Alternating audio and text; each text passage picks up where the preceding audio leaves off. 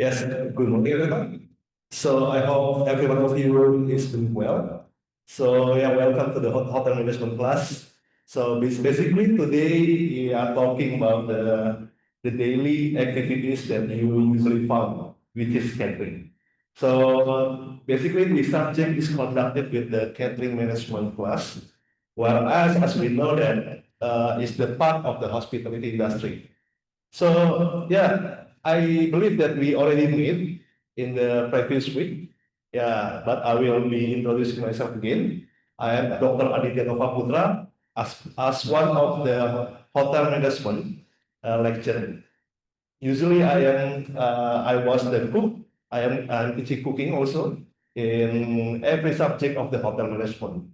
But today at this moment, I will be sharing about how to conduct the catering business. As we know that the catering business is the part of the food industry business, whereas as we know that the food industry business is part of the hospitality industry. Jadi seperti yang kita sudah pelajari di minggu lalu tentang hospitality industry, around the world, hospitality industry selalu meningkat, terutama di bidang pariwisata.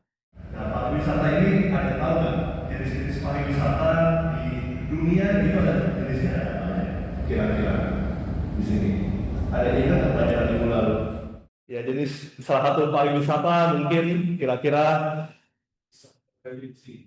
Yes, yes, buat wisata religi salah satunya. Ada juga wisata kuliner, ada juga wisata budaya, ya, ada juga wisata adat, wisata alam dan lain-lain.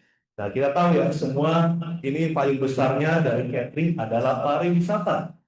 Because every tourist also needs food as well. So, as we know, today we are going to talk about how to conduct it in the catering business and what is basically the catering world in around the world. Next, today topics basically we are conducting six objectives. The first one is about introduction of the catering industry. The second one is the catering segment. Third one is on-premise versus off-premise catering. The fourth one, how to plan the catering business. The last two session is basically question and answer and closing. All right, this is the introduction for the catering business. Jadi hospitality industry is part of the food service industry. We know that the catering is the multifaceted segment of the food service industry. So food industry is divided into two, basically, food retail and food services. Jadi ada dua ya di food industry ini, industri makanan di seluruh dunia terbagi dua jenis, food retail dan food service. Jadi food service adalah bagaimana teman-teman melihat restoran, cafe, catering yang melakukan pelayanan dalam menyajikan suatu makanan. Tetapi food retail itu sendiri, mereka sudah menyajikan makanan-makanan yang sudah siap saji, yang siap disajikan langsung ke konsumen. This is what we are talking about the FMCG, food manufacturing. Ya, jadi banyak food retail yang sudah juga seperti frozen food is part of the food retail as well. Jadi, so the food industry is very global. Too many variety, too many aspect, and too many consideration factors also. Jadi dalam memplanning suatu catering bisnis itu membutuhkan suatu fundamental dalam memahami manajemen bisnis. Selalu tugasnya di dalam membuat suatu catering itu selalu balik ke planning, leading, organizing, and controlling. Jadi balik lagi, tidak hanya membuat makanan enak saja, tetapi bagaimana teman-teman bisa merencanakan, bagaimana teman-teman bisa nanti punya 5-10 orang karyawan, teman-teman bisa memimpin, lalu kalian bisa organize dari persiapannya, dari cara memasaknya, produksinya, dan dari cara logistiknya sampai ke pengantarannya. Dan terakhir adalah controlling. Dan di sini yang sering dilupa, terutama di Indonesia, Orang-orang jago banget bikin produk, jago banget bikin makanan enak, jago banget bikin catering yang bervariasi. Tapi sayangnya mereka lupa bahwa dalam memanage suatu catering yang sukses membutuhkan fungsi manajerial yang lebih dalam. Ya, jadi semua dalam menjalani suatu catering bisnis itu tidak hanya cukup membuat makanan enak saja. Karena makanan enak adalah mandatory, but how you make it growth, how you make it sustain is the most important. So the factor of the success in training for the catering industry, as we know that I already talked about, this is the business that provide food and beverage service. Is included as the preparation. Ya, jadi salah satu faktornya preparation. Preparation ini dari bagaimana teman-teman tahu nggak preparation di dalam catering? Kira-kira ada yang tahu nggak? Apa aja sih yang harus diperhatikan? Faktor preparation ya, ya part of the preparation kira-kira. Yes, alat is the tools. Apa sih yang harus dipersiapkan kira-kira? Faktor utama. Effort dari campaignnya itu juga buat info outletnya itu ada campaignnya. Good, very good. Like amount of numbers ya. Alright. Anything? Research menu. The research menu, exactly. Third, the most important is the purchasing. Yeah, how you purchasing? How you purchase the products? How you find a good suppliers? How you find basically a good deals for making a negotiation as well for the good suppliers. Jadi bagaimana nanti dari preparation itu bisa included as the purchasing, storage, receiving, and so on. Delivery, yeah, that's the logistics aspect. That's the most complicated how to handle in Indonesia, basically. Yeah, if we are talking about the off-premise catering, is part of the segmented catering, which is we need to bring the foods that we cook in the kitchen to the outside. We need to consider the logistic system as well. And the last one is how we take a look for the presentation for the event, function, and special occasions. Whereas that we need to meet for the special needs and dietary and thematic preference. Jadi semuanya nih faktor-faktornya itu nggak hanya makanan memproduksi makanan, tapi bagaimana kita menyesuaikan dari tema acara, dari bagaimana kita menyusun nih, ada nggak sih yang alergik, ada nggak sih yang kira-kira vegetarian, itu harus kita consider basically. So the activity influence the preparations and delivery of the food, beverage, and related service at the competitive price. Jadi semuanya ini faktor-faktornya tidak hanya dari the good product, the delicious food, but how you maintain the good relationship for the service and how you offer the competitive price. That's how you make the competitive edge of the catering industry. Alright. Catering is a business that provides food service to event or locations. So di sini ada yang pernah makan tadi di nikahan atau di special occasion di catering. Alright. Jadi banyak ya jenis-jenisnya dari ada yang pondokan, ada yang buffet, ada yang juga mungkin mereka langsung ada live cookingnya juga. Dan basically jenis-jenisnya untuk di catering tersebut ini merupakan off-premise catering. The second one, it depends on the variety of the clients, and usually for the special event. And the proposal of the catering usually include the rental arrival time, staff arrival time, bar open and close time, and meal time and rental pickup.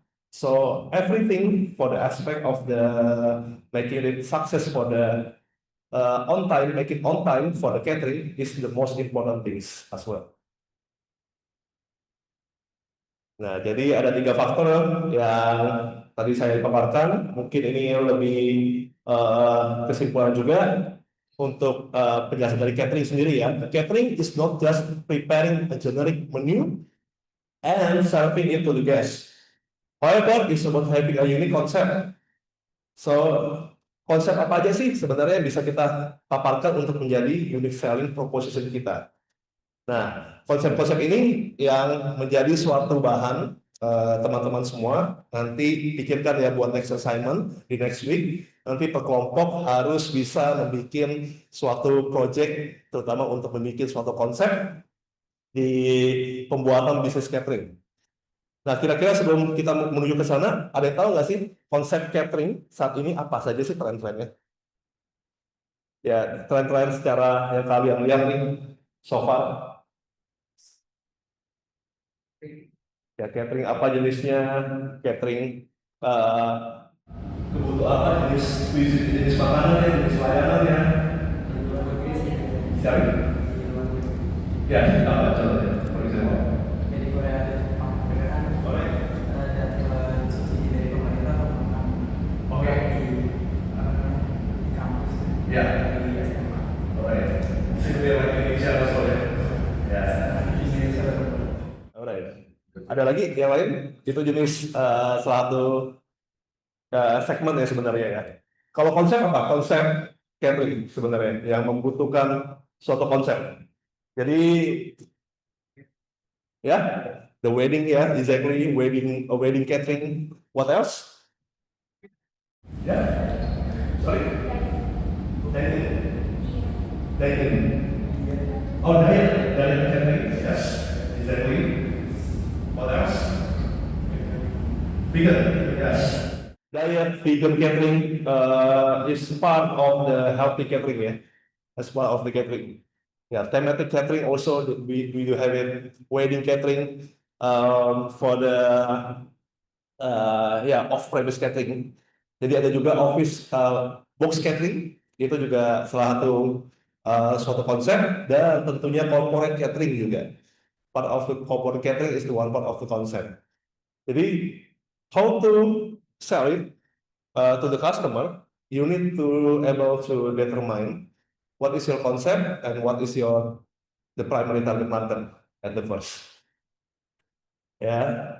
So the concept can be take a look as the cuisine that you choose for your business that being booked and being overlooked. And the last one, there are many factors basically that can affect the price of the catering, such as the menu choice, furniture, labor, and service charge. Yeah, this is for the pricing, how to determine the pricing. We are talking about the margin, profit margin. We are talking about how to manage the food cost. It will be discussed in the next session. All right, the segments. We are entering the catering segments. So, can you mention what is the segment of the catering? Kim? Yeah, is there anyone who can mention what will be the segment of the catering? Ya, segmentasi ya. Ini sasarannya ke siapa aja sih? Kira-kira? Ada tahu? Sorry?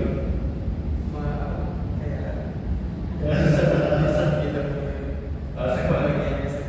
Ya, pembagian segmentasi marketnya ya. Ya, market ini market. We are not talking about the menu, but we are talking about the market. Yeah. How you deliver the market? Yes. Ya. Sorry? Offside sama offside ya. Alright, ya itu salah satunya juga, tapi kita next dulu. Pertama, klasifikasi pertama is the commercial segment. Yeah, the commercial segment, absolutely, that's for the for-profit operations. So absolutely, if we are making the business of the catering, we need to ensure that it will be gain the profit at the first. Jadi termasuknya apa saja sih? Termasuknya independent caterer. Ini catering yang independen, catering rumahan yang mandiri. Yang kedua, restoran caterer. Jadi banyak juga sekarang restoran yang tentunya menyajikan catering ke keluar maupun ke dalam. Yang ketiga, home based caterer also. Ya. Jadi in addition, hotel, motel, and private club catering operations are also found in this category as well. Jadi banyak hal, banyak yang membuat suatu catering ini harus berjalan secara profit. Tetapi tentunya juga ada yang kita bahas segmen selanjutnya, non-commercial catering. Non-commercial catering, that's what we call it as the non-profit operations, for non-profit operations. Yeah, this is the type of the catering or business activities that are not gaining or just only take a small or few profit on it, such as the college and university catering, such as the healthcare facilities, yeah, recreational food service catering, school catering, social organization, and transportation food for the food service catering. So basically, what we call the if you serve the college students in the Japan or Korea that you have been mentioned before, basically it's the part of the non-commercial catering, non-commercial segments, basically. Yeah, that's the point. Maybe they gain a lot in how to value chain, in order to manage the value chain operations. Jadi tentunya seperti yang kita tahu juga yang sudah berjalan di Indonesia, mereka menyajikan suatu makanan siang bergizi yang gratis. Apakah itu mendapatkan profit? Profitnya itu dari mana? Dari value chain operations. Ya, dari tentunya misalnya dari pemerintah menggandeng suatu koperasi, menggandeng suatu supplier yang tertentu, yang mereka tentunya menguntungkan pihak-pihak yang sudah masuk untuk menjadi value chain, value distributionnya mereka. Jadi supply chain-nya itu yang tentunya diuntungkan. Ya, jadi yang diuntungkan siapa? Tentunya ya pedagang telurnya, pedagang berasnya, pedagang dagingnya, ya. Dan tentunya juga nanti yang kerja juga itu dibayarinkannya bagaimana Pak? Bagaimana Sir? Ya tentunya pemilik catering juga mengambil hanya sedikit margin, tetapi with the high volume. Ya jadi marginnya sedikit, tetapi volumenya besar. Karena bisnis hanya bermain di dua aspek, yaitu either you take a lot of margin, either you take a lot of volume. Yeah, that's what we choose. Yeah, the last one is the military segments, basically. Encompass all catering activities involved in the association with the armed force or diplomatic event, basically. Yeah, that's the part of the military segments. It will be the last for the catering segment. Nah, ini kategorinya food service, operation yang offer catering service. Yang pertama tentunya full service restaurant. Ya, mereka tentunya tidak mengharapkan dine-in saja, tetapi mereka juga mengharapkan adanya pemesanan untuk catering tersebut. Hotel food and beverage facilities juga. Jadi hotel-hotel saat ini hotel-hotel sudah menyajikan layanan-layanan catering, tentunya dapat di order oleh pihak luar. Catering halls, ya ballroom dan lain-lain, independent catering, country club, contract feeding, and the last one will be the gourmet food shop and the delicate desserts. Nah, ini terbagi untuk segmentasinya lagi, untuk jenis-jenisnya lagi. Catering event will be divided into social event and corporate event. Ya, ini yang on-premise catering. One part of the segmentations, which is we know that on-premise catering would be serving in-house catering.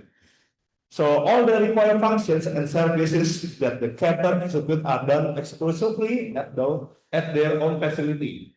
So all the needs that for the serving the catering business, basically, they will be depends on the hotel. Banquet hall will prepare and cater all the event without taking any service or food outside the facility. Jadi misalnya contohnya Shangri-La Hotel, saya mau wedding di Shangri-La Hotel, tentunya mereka harus memesan cateringnya itu dari Shangri-La-nya, dari satu restoran. Contohnya itu. Jadi mereka tidak diperbolehkan untuk mengambil outside catering selain on-premise catering yang mereka miliki. Ini namanya segmentasi untuk on-premises. Jadi hanya diberlakukan untuk in-house restoran, in-house clubs, dan lain-lain. Apa sih keuntungan dan disadvantage-nya?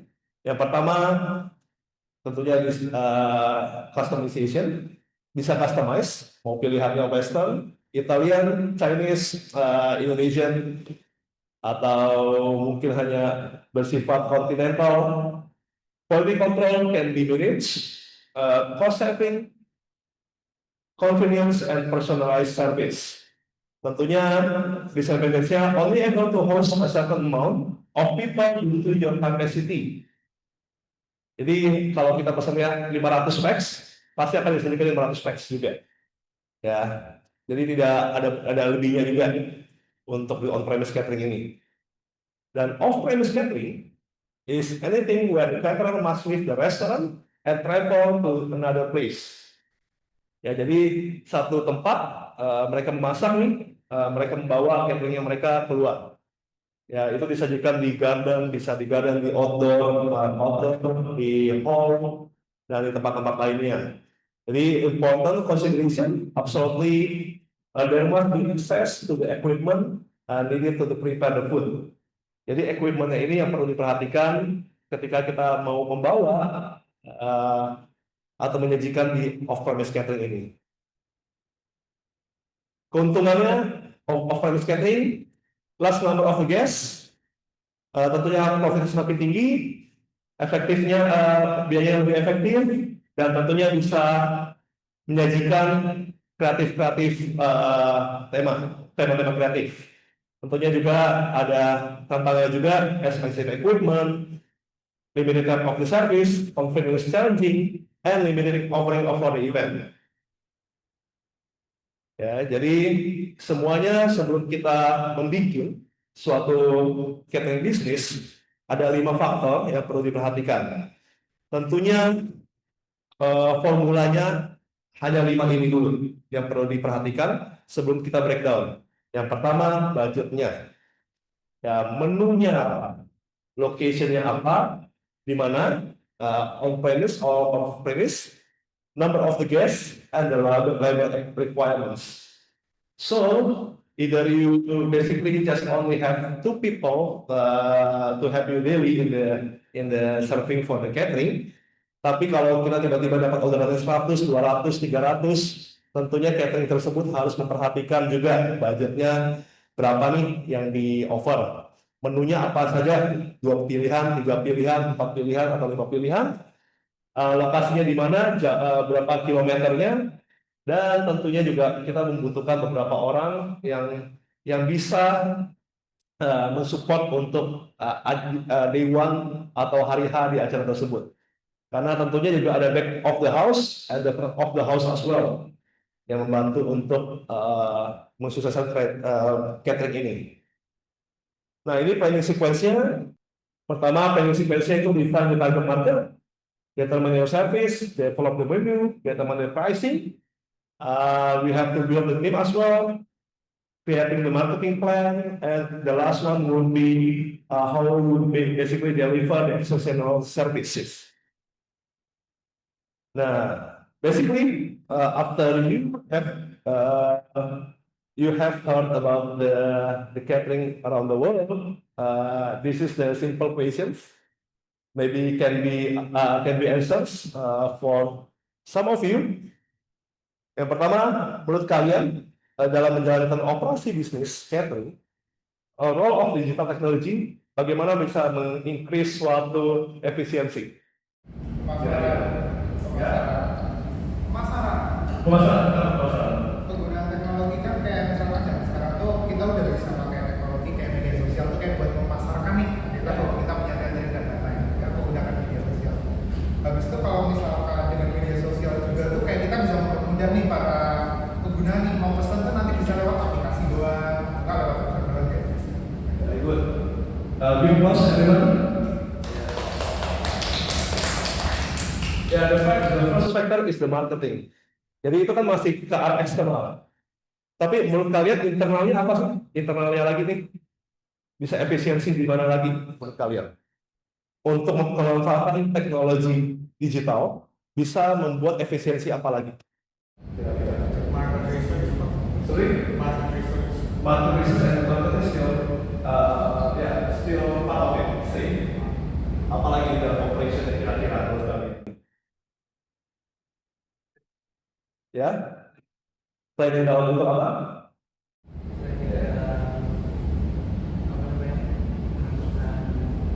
Untuk dalam sendiri. Alright, yeah, that's the point as well. But maybe I will be creative. I will be enhance the answer. It will be very beneficial for inventory management. Ya, jadi perlu ada yang inventory. Jadi tentunya itu sangat efisien dari segi waktu, dari segi bagaimana pencatatannya semua, itu akan lebih sangat membantu. Oke, thank you. And the last one maybe for the question, menurut kalian tantangan terbesar nih, kita kan tahu ya kalau memanage catering untuk 100.000 orang itu akan berbeda, sangat berbeda dinamikanya. Volumenya kalau 100 mungkin kita butuh hanya 10 orang, tapi kalau kita memanage 1.000 orderan, kita membutuhkan 100 orang ya untuk manage-nya. Nah, menurut kalian apa sih tantangan terbesarnya dalam memanage catering bisnis ini untuk dari manusianya sendiri, pengelolaan sumber daya manusianya? Ya, can anyone guess? Probably. Ya. Mungkin nih kalau misalkan kayak kita ngatur kayak banyak orang sekaligus itu kan pastinya masalah paling besarnya itu kayak nanti tuh ada kayak misalkan orang yang bisa aja nggak kerja kan kayak nanti dia kayak udah ada nih jobnya udah ngambil semua aku harus ngapain kayak kerja kayak nggak kerja yang paling susah sih yang ngaturnya itu supaya gimana orang itu bisa tetap kerja semua. Oke. This is what we call the productivity. Ya, productivity ya. Alright, thank you. What else? Any other opinion? Ada opinion lagi? Maksudnya dengan banyaknya dia buat makanan pasti kayak ada supply rambut apa-apa itu faktornya. Okay, quality control and the QC. Okay, good, very good. Maybe Secara waktu juga sih mungkin. apa? Waktu. Waktu. Iya. Oke, Dengan waktu orang berapa? yang lebih banyak dengan orang yang sedikit mungkin butuhkan waktu yang lebih lama dan itu akan susah sih di handle. Terus makanan kan ada batasannya kan, batasan waktu tertentu untuk disajikan untuk bisa dinikmati lebih enak. Jadi mungkin itu sih dari salah satu tantangannya. Besar ya Indonesia. Nah, sebenarnya untuk membuka wawasan kalian di hospitality industry ini tentunya banyak sekali tingginya turnover, terutama di employee. So that's why how do we overcome it it requires the good leadership.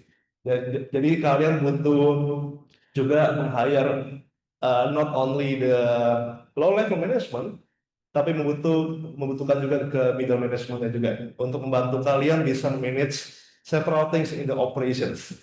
Ya, jadi nggak hanya dari technical side saja yang kita maintain, tetapi juga bagaimana nih kalau kita bisa mempertahankan employee loyalty and make it the high productivity. Itu paling kuncinya paling utama. Jadi tentunya membuat catering, membuat restoran, membuat jenis-jenis seperti service industry itu mungkin sangat digemari ya saat ini ya. Tetapi tentunya challenge-nya masih sangat banyak. Perlu diperhatikan beberapa faktor-faktor utamanya. Tentunya yang paling penting hanya memegang dua kunci prinsipal. Kalian bisa manage worker, you can manage the people, and you can manage the financial things. Ya, hanya dua itu. So you don't need to be being a great cook. Nggak perlu terlalu jago masak, tapi kalian bisa dua faktor ini, dua skill ini, interpersonal skill ini, kalian sudah akan memenangkan pasar. Oke, ada pertanyaan sebelum saya mengakhiri sesi pada pagi hari ini? Ya, jadi ini perkenalan ya untuk di manajemen catering sesi kelas pagi hari ini. Sekali lagi terima kasih atas waktunya. Semoga bermanfaat bagi teman-teman semua dan bisa membuat teman-teman membuka wawasan tentang pengenalan di bisnis catering. Terima kasih.